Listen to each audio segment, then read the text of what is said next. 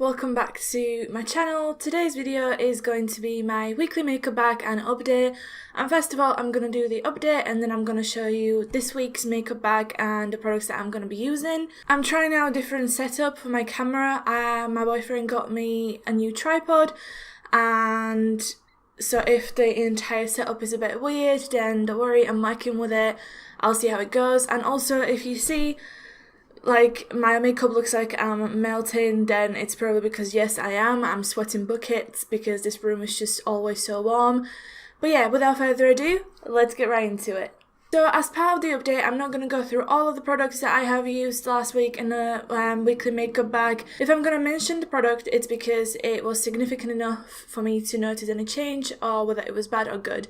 Everything else was just average, and either I'm happy with it or it just didn't change my opinion on it by now. So the first thing that I really want to talk about is the Maybelline The Blush Nude eyeshadow palette, which looks like this. It's just, I realised that this particular palette is absolutely stunning. The colours blend well, they are a bit powdery but nothing that you can't work with. And as I said, the colours blend well and it's super pigmented as well for the price. So I would definitely recommend this, and I am definitely super impressed with this eyeshadow palette. The next product I want to mention is the Makeup Revolution highlighting powder palette that I was on about. I still not managed to hit the pan on this palette, but I'm going to be putting it away because I'm going to be taking out a different palette for me to try out again. The Bourjois bronzing powder that I mentioned last week, which looks like this. I still absolutely love this bronzer, but I am starting to notice that I break out a lot when I'm using this bronzer. So I'm going to give it a week's break, and then I'm going to revisit this bronzer and see if it happens again. And if it does, then unfortunately I'm going to have to be passing this away because I don't want to keep a product that breaks me out. And the next product that I want to mention is the Urban Decay All Nighter Spray, which is mine is in the travel version. I've still not noticed any difference in this spray actually prolonging in my makeup, so I'm going to be keeping it in this week's makeup bag and see if it makes any difference, but so far I'm not really impressed with this. And the last product was the Bourjois Ultra Black Slim Eyeliner.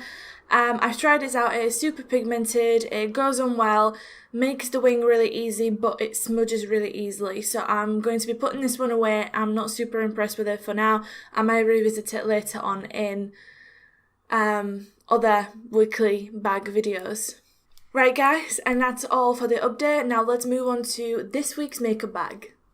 So as I have already mentioned, I am going to be trying again the Urban Decay All Nighter Spray, so I don't really have to talk much about this. So far, no difference, so we'll see. The next product that I want to also continue using from last week's makeup bag is the Soap & Glory Archery Brow Pencil, which looks like that. I just want to continue using this because I am enjoying it. Now when it comes to the primer, this week I'm not going to be using any particular primer. I'm just going to be using the Maybelline Master Strobing Liquid, which is basically a highlighter, and I'm going to be using this as my this week's primer, just to see if it makes any difference because the foundation that I'm going to be using is pretty matte. And the foundation that I'm going to be using is the Maybelline Fit Me Matte and Poreless foundation in the shade 102, and it looks like this. As you can see, I really like this foundation, even though I'm combination skin, so when I'm applying my makeup my skin is dry, well then throughout the day it gets oily.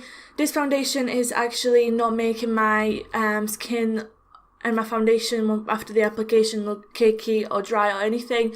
So I'm really enjoying this foundation, and now I just want to test the longevity of this foundation. Concealer that I want to start using again is the Bourjois Healthy Mix concealer, which looks like this.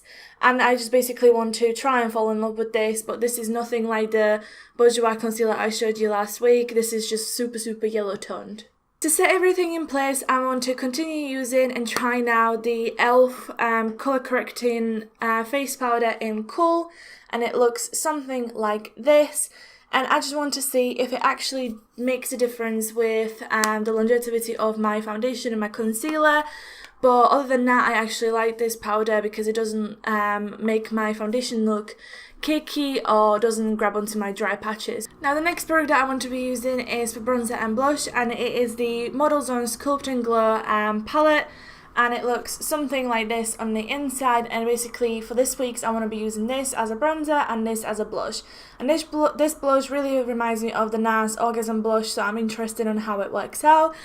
And yeah, I want to test the longevity of this product and how it applies with different brushes, so on, so on, so on. I just don't seem to be reaching out for this palette too much. For my highlighting product for this week, I want to be testing out once again the Anastasia, Beverly Hills and Nicole Guerriero Glow Care. Looks like this on the outside, and you open it up and it looks like this on the inside. As you can see, I already hit the pan on the middle shade up there, but I don't understand the hype about this palette. I'm not so impressed about this palette. I don't seem to be reaching out for it, and actually I have highlights in my collection that do so much better job than this.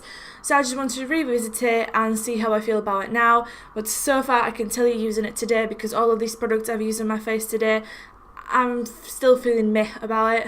Now for my eyeshadow palettes this week, I want to be using two different eyeshadow palettes, one drugstore, one high-end. The first one is the I Heart Makeup Chocolate and Peaches eyeshadow palette, which is this one, and it's apparently supposed to be a dupe for the Too Faced Sweet Peach eyeshadow palette, whatever you want to call it. Basically, I own that palette, and when I first got this palette I was super disappointed. It doesn't look to be the same kind of dupe type of thing. But I have 4 of these types of palettes in my drawer, and I don't seem to be reaching out for any of them, so I thought that this week I will pull one of them out and actually start using them. And then the other palette that I want to be using this week is the Jeffree Star Cosmetic Androgyny palette, which looks like this. You open it up and on the inside it looks like that. It is definitely up my alley with the colour scheme, plus with some pop of colour shadows. So I definitely want to revisit this palette and see if I still love it as much as I did when I first got it. And not much else to say about that. I just wanted to give myself a variety of different eyeshadow looks that I could wear this week. That's why I'm using 2 eyeshadow palettes. For my eyeliner, this week I want to be using the Sleek Dip It eyeliner in black, and it looks something like this. It's pretty new eyeliner for me. Today I've used it for the very first time, and I just want to see how it goes, if it smudges the same way as the Bourjois does, or if it's actually a lot better, and we'll see. And for the mascaras for this week, I want to be using 2 mascaras. I want to revisit my Holy Grail mascara, which is the Essence Lash Princess mascara, which looks like this. I've not touched it for a couple of weeks, so I want to see if it still performs the same way as I remember it, or if it's time to replace it. Like, how long does it usually take after buying it and opening it before it kind of just dries out or doesn't give you the same results that it did at the beginning.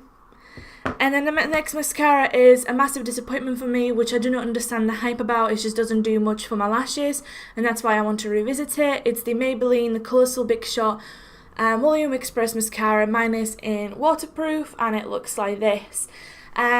This is one of the disappointing mascaras for me. It just doesn't seem to be doing anything for my lashes. I've got cheaper mascaras like the Essence one that does so much more for my lashes, but I want to revisit this and try and make it work. And that basically is it, guys. When it comes to lip products, I never intend to include lip products in this type of videos, because it depends all on how I'm feeling that particular day and where I'm going.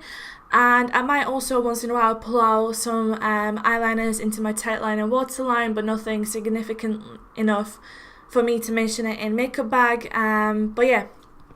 So I hope you enjoyed this video. I hope it's of any help to you. Let me know in the comment section down below if you have something similar going on like this, where you're making yourself use more of your products rather than just reaching out for your holy grails and all that stuff. Subscribe, like, comment, do whatever you want to do. I don't mind. I would only just appreciate if you would subscribe and stick around in my channel and see what other content I post. At the moment, I'm trying to post every Monday, Tuesday, Wednesday, Thursday, Friday. And yeah, hope you're having an amazing day wherever in the world you are. I love you very much. I appreciate you, and I'll talk to you in my next video. Bye!